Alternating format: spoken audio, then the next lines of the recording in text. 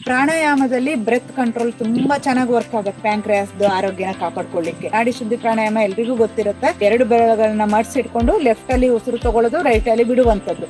ಇನ್ನು ತುಂಬಾ ಇಂಪಾರ್ಟೆಂಟ್ ಪ್ರಾಣಾಯಾಮ ಅಂದ್ರೆ ಭ್ರಮರಿ. ಅದೇ ಒಂದು ನಮಗೆ ಹೊಟ್ಟೆಗೆ ಸಂಬಂಧಪಟ್ಟ ಪ್ರಾಬ್ಲಮ್ ಇದ್ರೆ, ಗಟ್ ಹೆಲ್ತ್ ಚೆನ್ನಾಗಿಲ್ದಿದ್ರೆ ಆಂಗ್ಸೈಟಿ ಸ್ಟಾರ್ಟ್ ಆಗುತ್ತೆ. ಸೊ ಇದನ್ನ ಕರೆಕ್ಟ್ ಮಾಡ್ಕೋಬೇಕು, ಚೆನ್ನಾಗಿರ್ಬೇಕು ಅಂದಾಗ ನಿಮ್ಗೆ ಬೇಕಾಗಿರುವಂತದ್ದು ಭ್ರಮರಿ ಪ್ರಾಣಾಯಾಮ.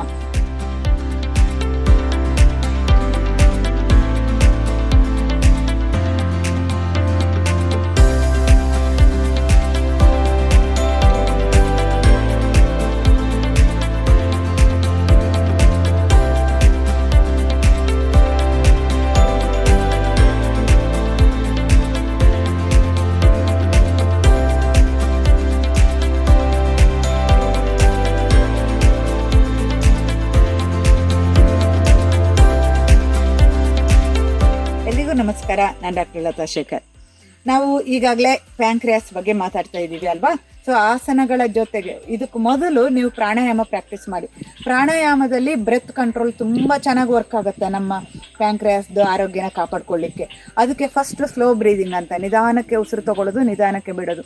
ಇದನ್ನ ಒಂದು 10 ಸಲ ಮಾಡಿಕೊಂಡು ನಂತರ ನಾಡಿ ಶುದ್ಧಿ ಪ್ರಾಣಾಯಾಮ ಮಾಡಬೇಕು. ನಾಡಿ ಶುದ್ಧಿ ಪ್ರಾಣಾಯಾಮ ಎಲ್ರಿಗೂ ಗೊತ್ತಿರುತ್ತೆ. 2 ಬೆರಳುಗಳನ್ನ ಮಡ್ಸಿಟ್ಕೊಂಡು ಲೆಫ್ಟಲ್ಲಿ ಉಸಿರು ತಗೊಳ್ಳೋದು, ರೈಟಲ್ಲಿ ಬಿಡುವಂಥದ್ದು. ಇದನ್ನು ಕೂಡ ನೀವು ಟೈಮ್ ನೋಡಿಕೊಂಡು 10 ನಿಮಿಷ ಪ್ರಾಕ್ಟೀಸ್ ಮಾಡಬೇಕು. ಇದಾದ ನಂತರ ಕಪಾಲಭಾತಿನ ಸ್ವಲ್ಪ ಕಡಿಮೆ ಪ್ರೆಷರ್ ಹಾಕಿ ನೀವೊಂದು 50-60 ಸಲ ಸ್ಟ್ರೋಕ್ ಬರೋ ಥರ ಮಾಡ್ಕೋಬೇಕು. ಅದು ಅಷ್ಟೇ ಮಧ್ಯೆ ರಿಲ್ಯಾಕ್ಸ್ ಮಾಡಿಕೊಂಡು ಮಾಡ್ತಾ ಹೋಗಬೇಕು. ಇನ್ನೂ ತುಂಬ ಇಂಪಾರ್ಟೆಂಟ್ ಪ್ರಾಣಾಯಾಮ ಅಂದರೆ ಭ್ರಮರಿ.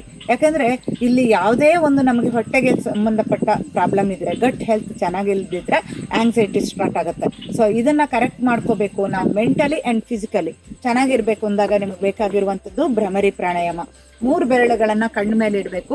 ಹಣೆಗೆ 4 ಫಿಂಗರು, ಕಿವಿನ ಕಂಪ್ಲೀಟ್ ಆಗಿ ಮುಚ್ಚಿಬಿಟ್ಟು ನಿಧಾನಕ್ಕೆ ಉಸಿರು ತಗೋಬೇಕು. ಬಿಡುವಾಗ ಹಮ್ಮಿಂಗ್ ಸೌಂಡ್ ಅಂತ ಉಸಿರು ಬಿಡಬೇಕು.